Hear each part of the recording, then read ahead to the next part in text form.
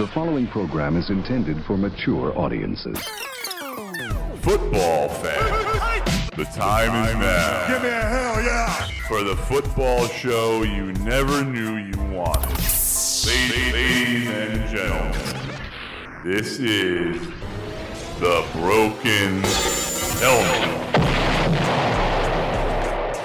Coming to you live on tape on this October 5th, 2025. It is the NFL show you haven't never heard of. Used to say the best NFL show you never heard of, but Et Moi is just giving you nothing but straight awful picks. So you can't be the best NFL show and give shit picks. My brother, on the other hand, he's been okay. But for right now, we'll just call ourselves the NFL show that you haven't never heard of. The Broken Helmet, Rich Eggy here behind the wheel. And to get in touch with the show, you can reach us at brokenhelmetshow@gmail.com or at Broken Helmet Pod on X or YouTube or all the other socials. But for the most part, I just use X. So that is the social media of choice. Anyway, super abbreviated show, as I had recorded this show probably an hour and change ago, only to find out when I went to upload that the online studio that I was using defaulted to the computer microphone instead of the headset that I actually have on.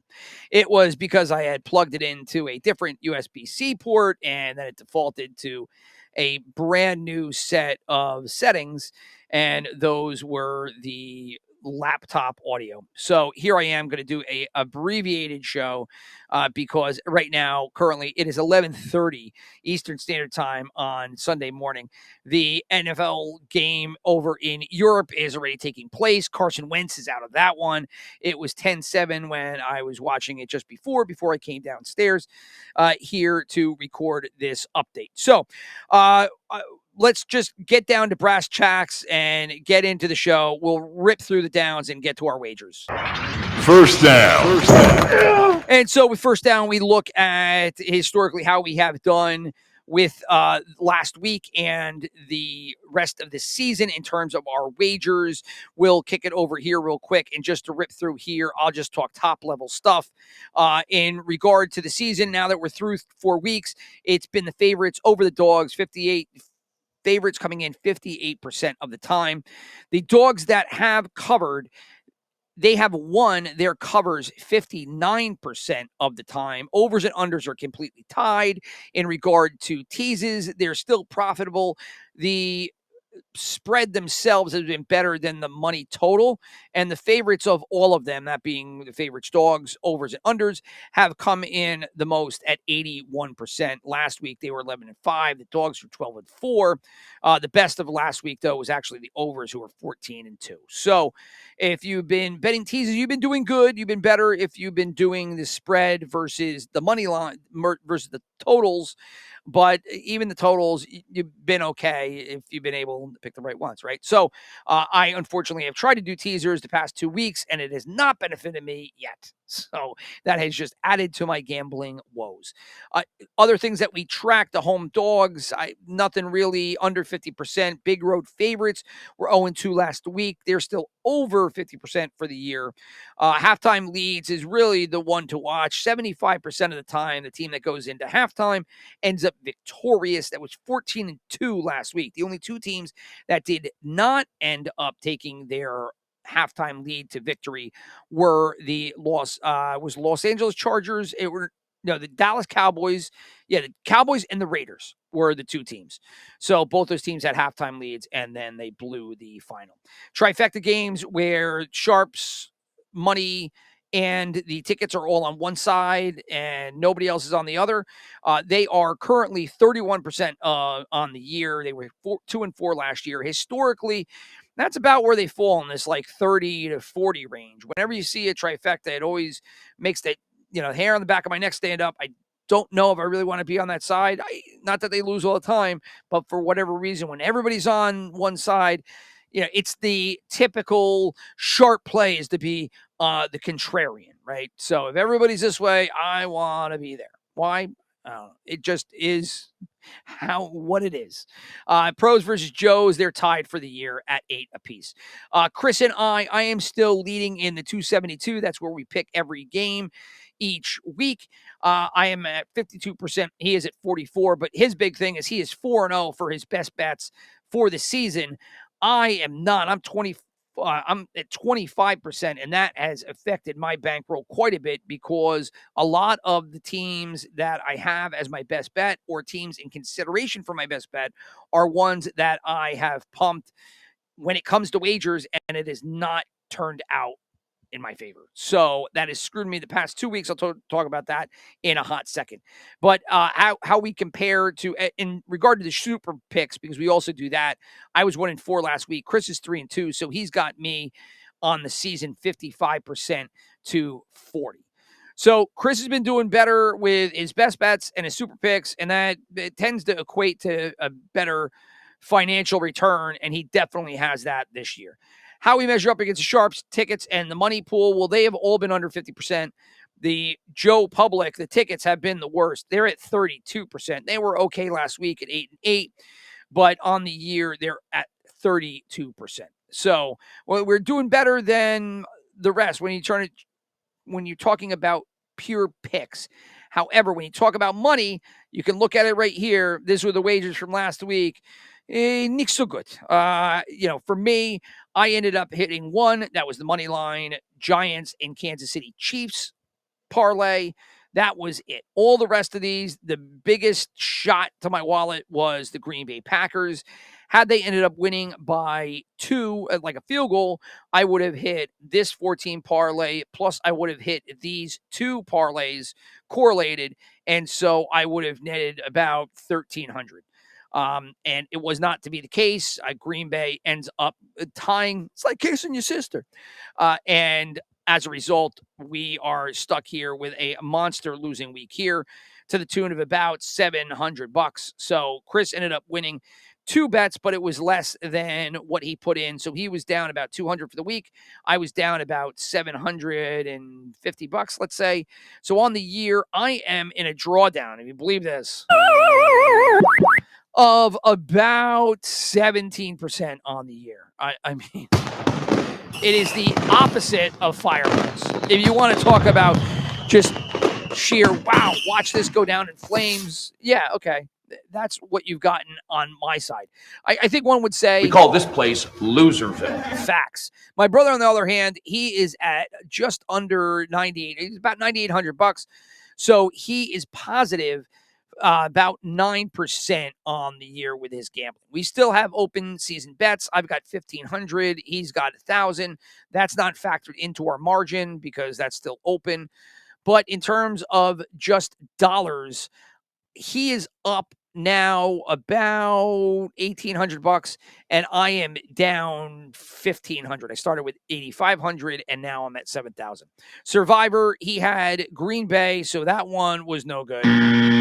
But I had Houston, so I end up continuing on. So that is it for our update there. Let's get into the top games. There's only a couple. Again, we are running late here, so I will just fly through all of this. Second down. 2 games. I'll just do the Eagles-Broncos as the first one. We'll fly into Philadelphia. Eagles 4.5-point favorites. 43.5 is the over-under. Right now, it looks to be a pros versus Joes game, with the pros being in on the Broncos. 56% of the money pool is on Denver. The wagering statistics that I provide are courtesy of the Action Network app. The lines themselves are via FanDuel. And I was talking about the percentage of tickets on the Raiders or the money pool on the Raiders, on the Broncos. The tickets that are on the Eagles are at 58%. So again, pros, sharps, and money on the Broncos, Joes, tickets on the Eagles. So I'm going to end up taking the Eagles and the 4.5 here. I don't trust Bo Nix. That's the biggest factor in this. I don't know what I'm going to get with him week in, week out.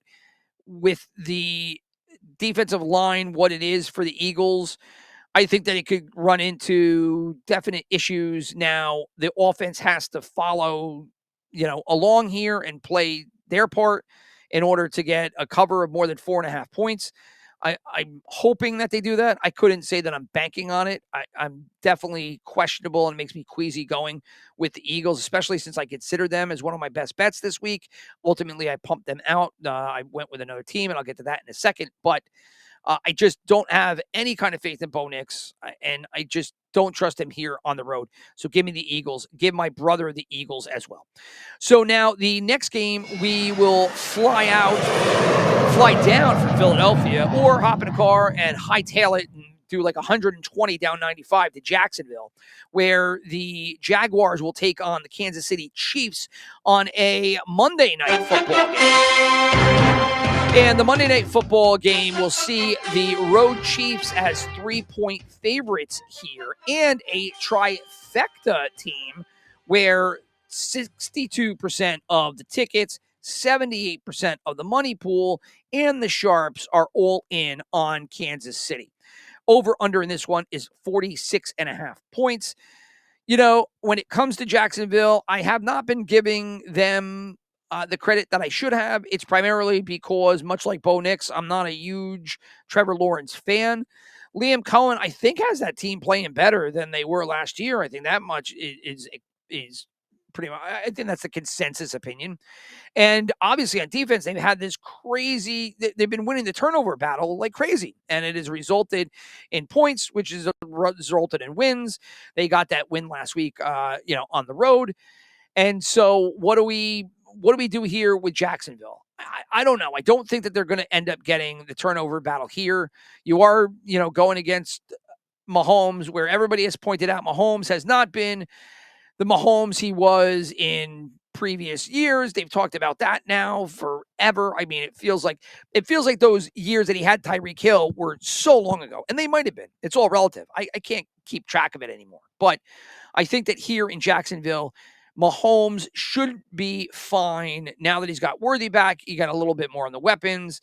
Running game's not great, but they're kind of figuring out what they want to do. And in Jacksonville, they don't get the turnovers.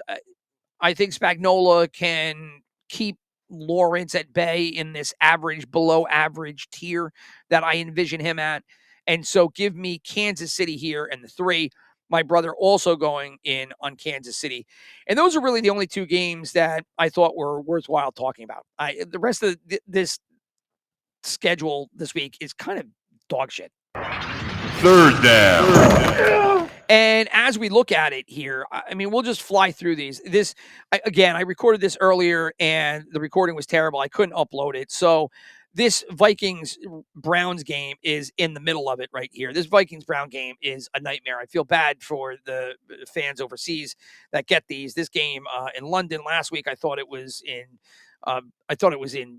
Germany, and ended up being in Ireland. In the earlier broadcast, I think I called Ireland a continent. One of the, Ireland, that famous 7th continent, of the earth. But here we are looking at the Vikings. I picked them in the 3.5. My brother ended up going with Cleveland. Right now, Cleveland was up there in the third period. 35.5 is the over under. We go to our 1:00 games. Texans, Ravens. Texans are 1.5 point favorites on the road. Ravens, you don't know what's going to happen with that team. I haven't checked the most recent, as of 11 and change here, injury report. However, Baltimore could be out everybody from Lamar Jackson, which is a guarantee, to Ronnie Stanley, to people in the secondary. I think Hamilton is a question mark to go. I mean, it's just a mess. So end up give me the Texans on this one, because I just don't know what I'm going to get out of the Ravens. My brother ended up going with Baltimore. You have the Saints hosting the Giants. The Saints were a home dog. Then they became the favorite. Soon thereafter, they dropped the line. So the Saints by 1.5. Give my brother and I both the Giants in this one. Over under is 41.5 points. Dolphins, Panthers, you're going to see another road favorite here. Dolphins by 1.5 over Carolina. 44.5 is the over under. I'm going to take the Panthers here. My brother's going to end up taking the Dolphins. I question my going with Carolina, as this game ends up being a trifecta game for the Panthers. We talked about that earlier. Usually with a trifecta, you don't want to be on that side. They have not been profitable this year, but I'm going with them. Colts are now favored by 7 over the Raiders. Colts were 6.5 most of the week, and then they took that half away. So now you got to win by more than a touchdown. This game is not a trifecta. Close to it, though. You'd have to go and check, your stats to see if the money had shifted. The money pool was 50-50 on the Colts and the Raiders. Otherwise, everything else was in on the Colts. So give me and my brother Indianapolis and the 7 points. 47.5 is the over-under in Indy. We talked about Philadelphia, which brings us to the Jets, or to East Rutherford and at MetLife Stadium. New York will be hosting the Cowboys, not the New York Dallas game that you want. You'd like to see the Giants, but this time it's the Jets facing off against Dallas. Dallas is a road favorite by 1.5. Currently, over-under is 47.5 points. Give me and my brother both the Cowboys in this one. The Sharps are in on the Jets. Everybody else in on the Cowboys. That'll bring us to the 4 o'clock games. Again, I've talked about these games here, and they've been Texans, Ravens, who cares? Saints, Giants, who cares? Dolphins, Panthers, Colts versus the Raiders. Cowboys, Jets. I mean, this is all dog shit. And then you get another terrible one here. Cardinals, Titans. In Arizona. I mean, who wants these games? Cardinals favored by 8.5 over Tennessee. The Sharps have not taken a lean. The tickets and the money are in on Arizona, as is my brother. I'm going to end up taking the Titans because I'm a glutton for punishment. I don't know why anybody would take Tennessee ever. I'm just doing it because the 8.5, I think it's too many points. But God, Tennessee has not shown you anything. The Callahan and his dad, I don't know what they're doing in Tennessee, but building a winning member club is not one of the things they're accomplishing. 41.5 is the over-under here. Seahawks, Buccaneers. Buccaneers obviously banged up. No Mike Evans, no Bucky Irving. They're going to be 3.5-point dogs to the Seahawks on the road. 44.5 is the over-under.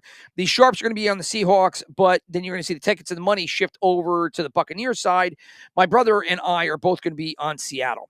Chargers taking on the Commanders. Obviously, you saw the Chargers lose on the road last week here in Jersey to the Giants. Now they're going home. Commanders get Jaden Daniels back, but it doesn't look great if you watched any of the clips of him online, practicing. He's got a big, bulky knee brace. I don't know what to make of anything that you see online, though, because it's just a point. But he didn't look as nimble as you'd like to see. And Jaden Daniels' whole thing is being this multi-threat quarterback. Plus, they have some other injuries on offense there. So give me the Chargers. Give my brother the Chargers too. 48.5 is the over/under in that one. That is one of the 3 highest over/unders in the game. So they're expecting some point production there. Final 4 o'clock game is the Lions taking on the Bengals in Cincinnati. This is a game that if you follow content creation around the NFL or specifically around NFL gambling, you have heard everybody talk about this game because it is the team that got blown out the week before returning home and is a big underdog at home by more than 7 points, which you have here. Bengals got blown out last week. They return home. They're still an underdog by, here it's 10.5 points. This team clocks in, I forget. So you have to go. I'm sure you also have heard, if you listen to any wagering content, 70% of the time they end up clocking in, whatever it is. It's not going to scare me off. I'm going to end up going with the Lions. My brother is going to take that side, though, and he's going to end up taking Cincinnati there. It's a trifecta game. Everybody in on the Lions. That scares me as well. So I think the Bengals are probably the better side here, but I'm sticking to my guns. I'm taking the Lions. I have no faith in anything the Bengals can do. 10.5 is a lot of points. Detroit took some hits to their secondary last week, so that doesn't bode well. I'm kind of thinking of whether or not I should, it's too late. I'm going with the Lions. I'm sticking with the Lions right here, but the trifecta plus this huge spread doesn't make me confident in this one. And like the Chargers-Commanders game, that over-under here is 48.5. And that leaves one game left, and that is the Sunday night football. And the Sunday night football game, we'll see the Patriots go into Orchard Park, take on the Bills. Bills are going to be 8.5-point favorites. So you have another big spread. The final two games we talked about here, both over 7 points. This one, 8.5 in favor of Buffalo. 50.5 is the over-under. So this is the largest spread of the largest point total of the week. Largest spread was the one we just talked about, lines at 10.5. So the Sharps are going to be in on the Patriots, and meanwhile, a little bit of a majority for the tickets and the money pool in on Buffalo. I think 8.5 is too many points for me. While it wasn't too many for Cincinnati, here, I don't know. I think the Patriots are a little more functional. I could get roasted here as I end up picking New England and the points. I don't have them in any bets, but I'm going to go Patriots and 8.5 here. My brother also going in on the Patriots. And so that wraps up the slate of games for this week. Again, nothing really good. And that's just a byproduct. If you look at these teams and you want to say, who are the top teams? You had the Bills, the Eagles, for sure. And then you had the Rams, who lost on Thursday night to the 49ers. So then you have teams that, you could say they're okay, right? Let's say these teams are okay. The Chargers, Detroit, Indianapolis, Jacksonville, Green Bay, Kansas City, Seattle, functional in certain regards, not functional in other regards. Don't believe, you can't believe what you're seeing in a certain point with some of them. And then, you got everybody else just kind of sitting in the middle. And then you just have your trash teams. I had about 8 of those. You're looking at the Raiders, the Dolphins, the Browns, who I believe are up right now overseas, the Panthers, the Titans, both New York teams, and the New Orleans team, right? So you talk about it. There's just not a whole ton of good football teams. There's not a lot of great football being played right now. Injuries out the wazoo, as they say, out the wazoo. And as a result, you get weeks like this where there's really very little to watch unless it's your team that you want to watch. But you do have the Eagles, Broncos at 1, and you got the I don't know, the Seahawks, Buccaneers. 4:00 is rough. I get Chargers, Commanders, but there's injuries there. There's not a lot. Eagles, Broncos, Chiefs, Jaguars are the 2 games that I'm most interested in. The rest of it is just football watching. So with that said, let's get to our bets. 4th down. And we had been going week to week by letting the person in the lead go first. It doesn't really work because the person that's in the lead should have the ability to pilfer off the other person should they have some bet that, works, even though you're supposed to do your own bets. But in reality, when you hear somebody with a good idea, then you're like, oh man, maybe I want to follow that. So that should go to the leader. So in this one, I will go first now. In this episode of Let's Bet, so that my brother, who's not here, he couldn't join us. He could take my bets should he like any of them, and he won't. But my best bet is going to be the Kansas City Chiefs. Lock that in for 3 points. My survivor is going to be Detroit. I ended up looking at a bunch of teams. Really all of them. New Orleans I considered, Indianapolis I considered, Carolina I considered, but I think all 3 of those teams have games down the line I like more, and it's really rough for me to really consider taking New Orleans or Carolina, especially since I picked the Giants. So then you're looking at, favored teams. Philadelphia was my best bet, but do I want to hold them for later? Chargers are banged up this week. They're taking on the Commanders, which could be sneaky. And so then I ultimately just went with Detroit. As for my super contest, give me the Kansas City Chiefs because they're my best bet. Then give me Philadelphia. I mentioned I like them as well. Indianapolis in the 7. Give me the Giants in 1.5. Seattle in 3.5. And that'll lock up my 5. Let's go to my brother. His best bet will be Kansas City. His survivor will be Detroit. We're related. It's in the blood. As for his super contest picks, he doesn't pick his best bet in his super contest, so no Kansas City. Instead, he did Miami, Dallas I also considered on my side. Philadelphia, same as me. Seattle, same as me. And then the Chargers, who I also kind of considered. So we had a lot of similar thoughts here with the super contest. Ultimately, we only had 2 teams that mirrored each other, and that was Philadelphia and Seattle. The rest were unique. So now I will give you my bets. All right, here's what we'll do. Let's start off this. I have not done this yet. Give me 400 on Kansas City minus the 3. I haven't done a straight up bet this year. I did a couple last year in the beginning of the season, and then my brother has done one every week. I have not. So Kansas City, 400 to bring back 739. Next up, give me my teasers. I have come so close the past couple of weeks with teasers. I'm going to go at it again here.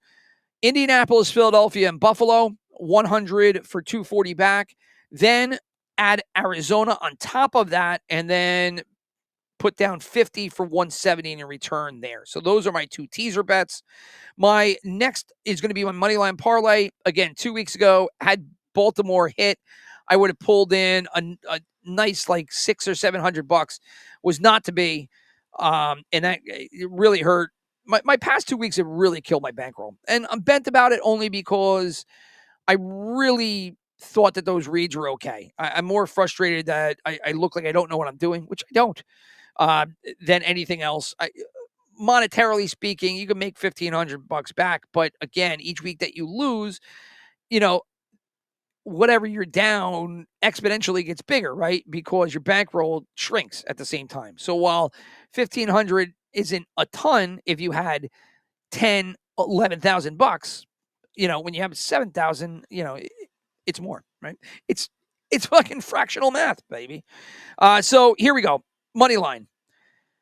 100 for 719 on this. Moneyline parlay, Indianapolis, Philadelphia, Arizona, Seattle, Chargers, and the Bills. So Indy, Philly, Arizona, Seattle, Chargers, Buffalo, and 100 for 719 in return there. Then give me an all-day parlay. This doesn't make sense for this broadcast because I had Minnesota in here. Minnesota's going to kill it because they're not going to win this game versus Cleveland the way they're playing. But I had Minnesota. Since Minnesota's out, maybe you can throw some of this in there.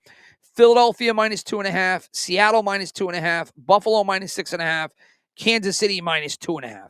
So what I did was Philly, Seattle, Kansas City. I did minus 2.5 points, so all field goal wins.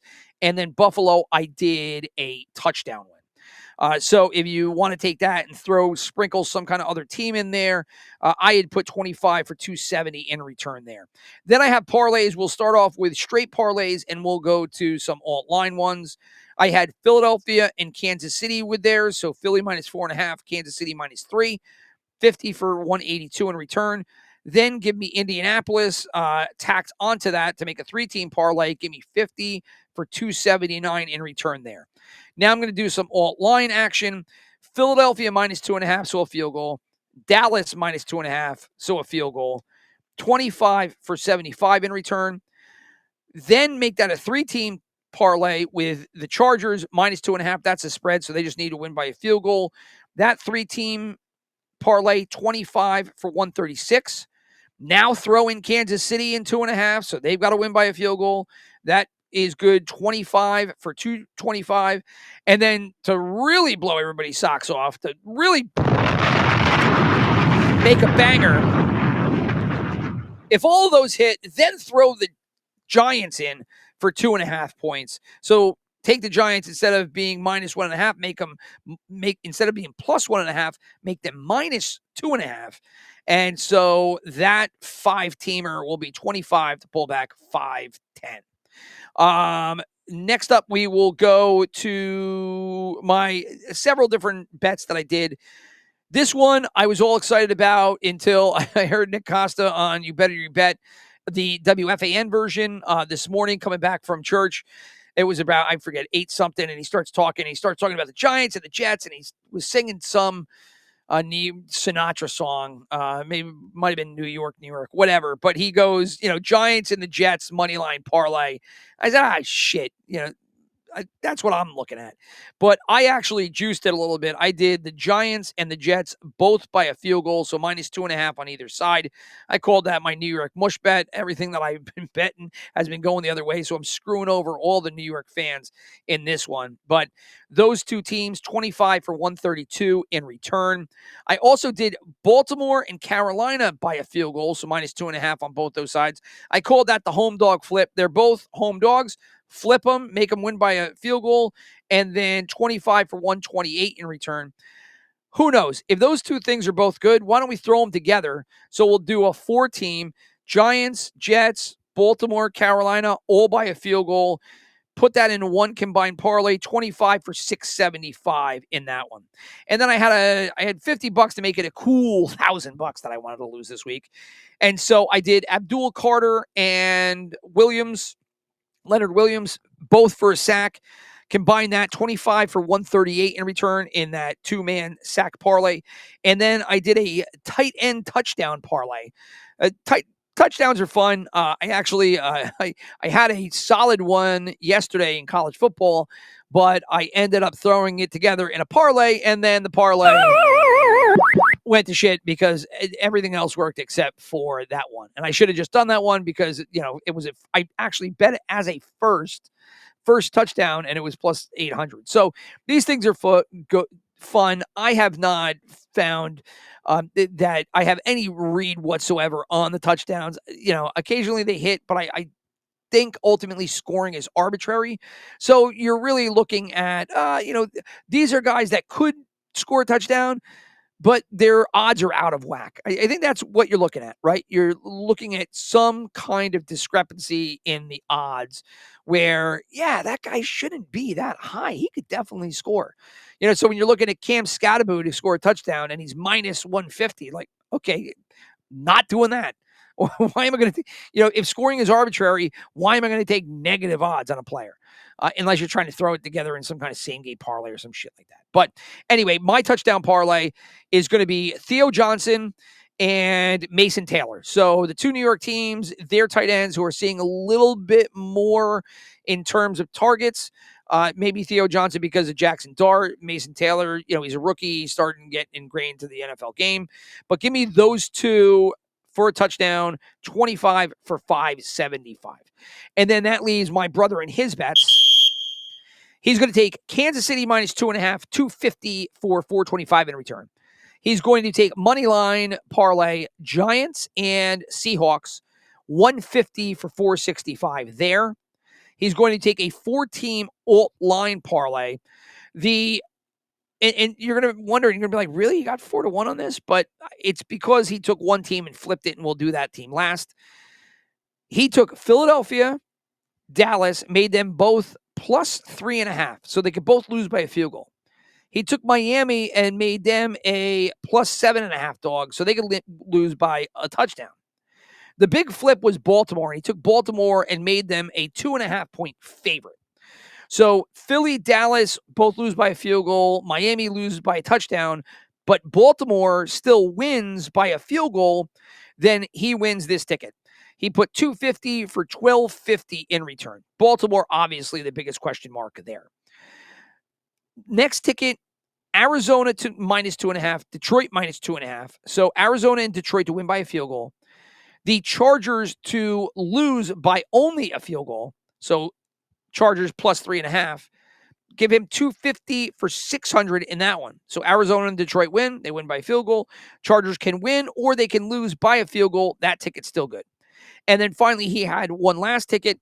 He ended up, I talked about Buffalo and saying that Buffalo I thought was maybe a little too much in terms of points at the 8.5. He brought Buffalo down to minus 2.5. And then to, adjust the odds accordingly to get a payout that he wanted, he took Kansas City and made them minus 6.5. So Kansas City wins by a touchdown. Buffalo wins by a field goal. He's got a ticket 250 for 750 in return. And those were all of his bets. I had 1,000 on my side. He looks to have about 1,200 on his. And that will do it for week 3. We are done. It's in the books.